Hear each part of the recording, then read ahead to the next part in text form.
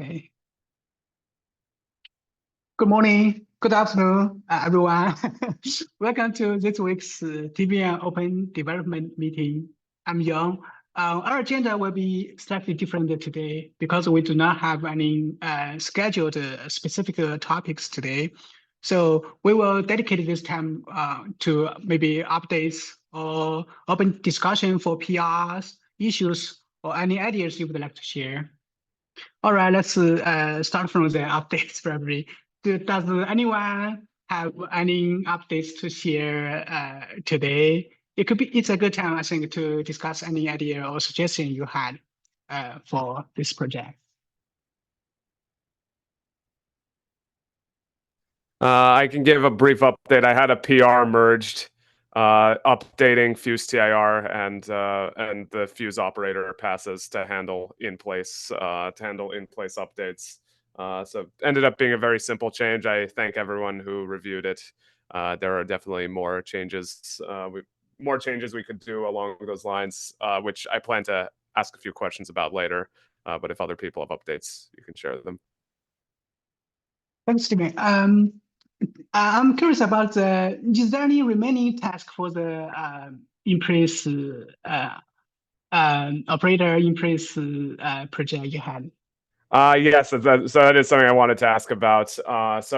So Fuse TIR will now correctly do fusion for in-place operators. The problem is that, and I've talked about this with Tianchi, is that for fusion to work, you need to have I forgot what it's called. You need to give them a pattern that they fuse by.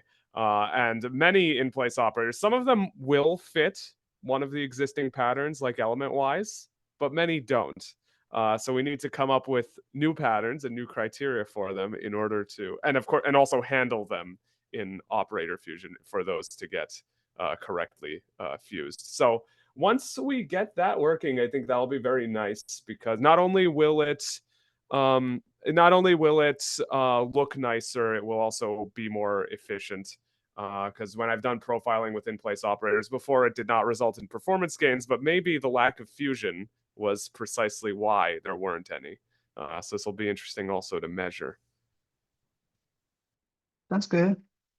Any other updates, folks? Maybe I have some updates. In the past few days, I did sampling for GPU. I think it works for GPU and CPU as well. I think I'll send the PR maybe today or tomorrow for this work. Yeah, that's my updates. Is it about sampling? The sample? Yeah. Yeah, that's awesome. And I think it is also something related to our discussion about parallel vectorized sampling with determinism, right? So idea is that we will be able to generate these uniform samples, and then in that case, after that we should be able to have determinist seed features in the language model. Yeah. Thank you, TQ. Yeah, if there's no any further updates from folks, probably we can go to this open discussion for if folks had any questions to ask. I have one. Are there others? I have one. Yeah, maybe you should go first, Young. Okay, maybe I can go first.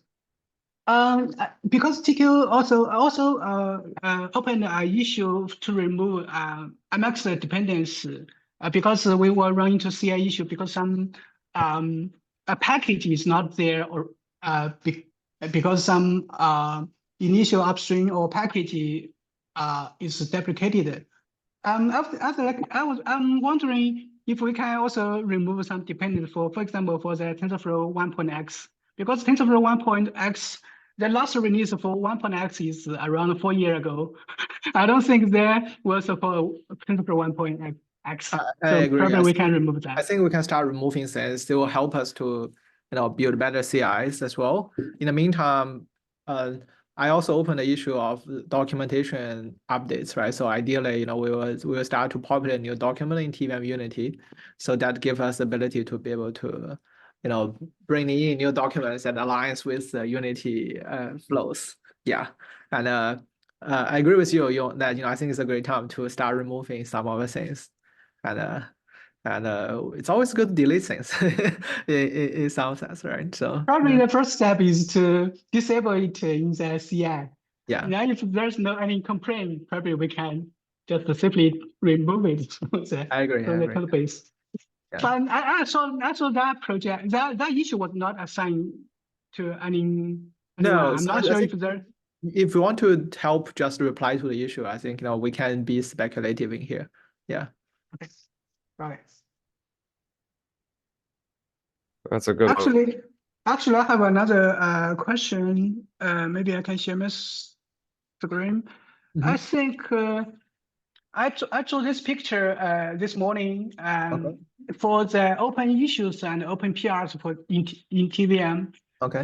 The first one is the open issues. Yeah. We can see we still have some open issues. It was created around 5 years ago. Oh yeah. So We I'm not sure if should start we closing them. should. Yeah. Yeah. So most issues, if they are not actionable, I think it's better just close them, so that yeah. Yeah. Also, we still have some open PR. It was created 3 years ago. Yeah. So I'm these not sure. yeah. Yeah. I will just I'm wondering. Probably we can just. I think it's okay to close close it. them, given that a lot of them are already out of context, right? So again, we are just transitioning to Unity, so it's like a good time to do cleanups, and we can start to bring in more documents around it. It's better to have focused support for a few that we care about, right?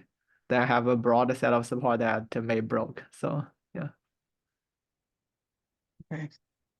Thank you, TQ.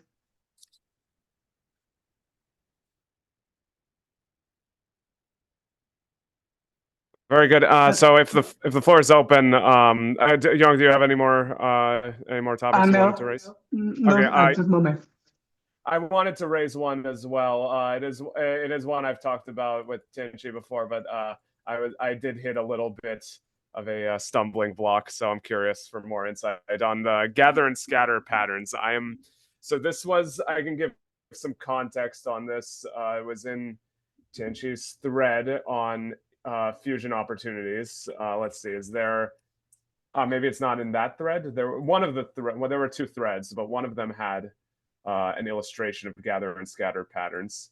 So the problem I'm facing is actually defining gather and scatter, because the definition in the thread is I thought it was very general and made it. Oh no, maybe it wasn't in the thread. Maybe it was only in our private discussion. So I could give the definition. I guess I'm trying to think of how to actually apply this definition, and what patterns should we be looking for in primfuncs so that we can try merging these. So yes, the context for this is handling fusion for primfuncs. I mentioned before that FuseTIR will handle in-place primfuncs, but it needs to have a fusion pattern in order for things to actually get merged, and many of them don't. Many of them, if you apply the pass that detects fusion patterns, it won't detect one, so it doesn't get merged.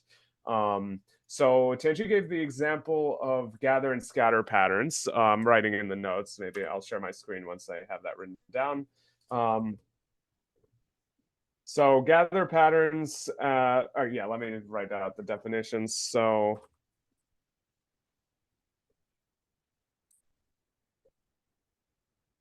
I'm just typing it out.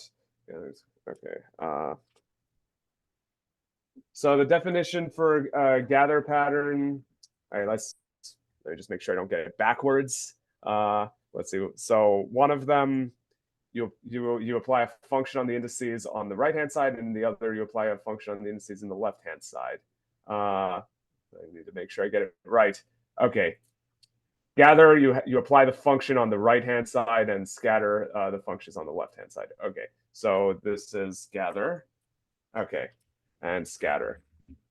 And these do appear to be the case in many in-place operations, and in particular in the thread. In the thread from before on in-place opportunities, you can see the primfunc in that thread. The primfunc in that thread has an example.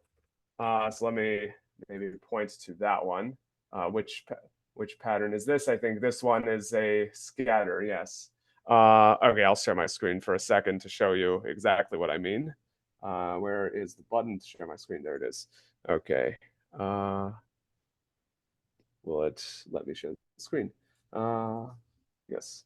Okay, so this copy into primfunc that was used in this example. So how did I run into this issue? Because I was trying to get this example to work with my updated paths, and it didn't because of the issue with fusion patterns. This example you'll see for the output, it is reading every. I mean, this is a typo. There should be indices on the input, but in principle it should be reading every index of the input. And writing it to the output with an offset. So that makes it a scatter pattern, and that's fine. This straightforward example. The issue that I want to discuss is how exactly we define a scatter pattern, because a function of the iterator, it's a very general thing, right? Applying a function to the iterator, and as you can see in the example that we were looking at, it's actually using the offset.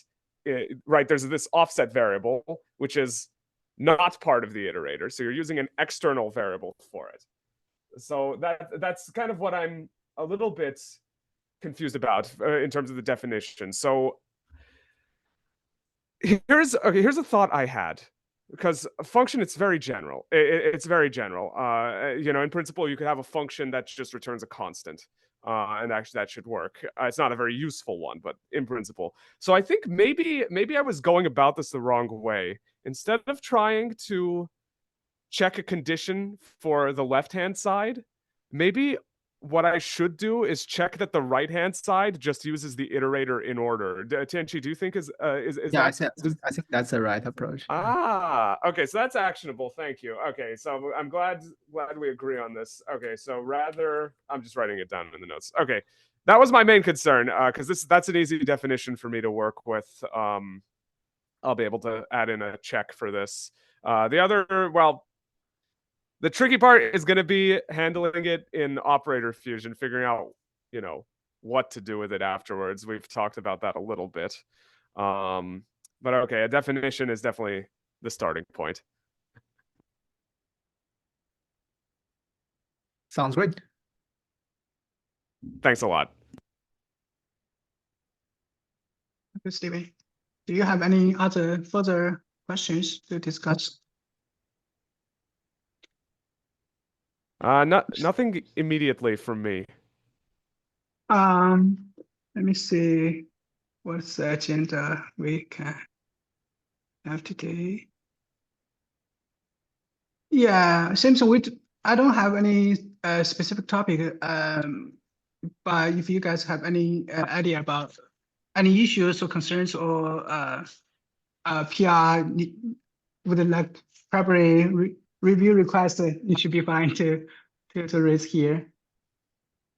Oh, I do want to, I guess, an announcement, not a question. I do want to say I'm going to, this is maybe a heads up, I'm going to put in a PR to do a well-formed check when we parse. I've mentioned it before. Thankfully, the PR I made to MLC LLM was merged. So hopefully, if we merge this PR, if we do a well-formed check in the parser, it should not break anything. It should not break any important code. Hopefully. Okay, and if it does break code, that's good. It should be broken because it's breaking the rules. But just to make sure that no one's going to be surprised, it'll be a tiny PR, but hopefully it'll be useful. It'll catch mistakes at the compile time. Sounds great. Yeah. Okay. Since we do not have any further topics today, probably That's we can okay. wrap up. Yeah, it's good to Probably just we can wrap have a up weekly early. for everybody to chime in and talk. So yeah.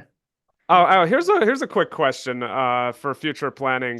Do we know when will be the next vertical focus meeting? How often is it? Is it 2 months? Usually it's a Is that- monthly. Usually a Monthly? monthly. Okay. Yeah, so we can Monthly. plan early for that. Yep. We'll set the date then. Okay, thank you.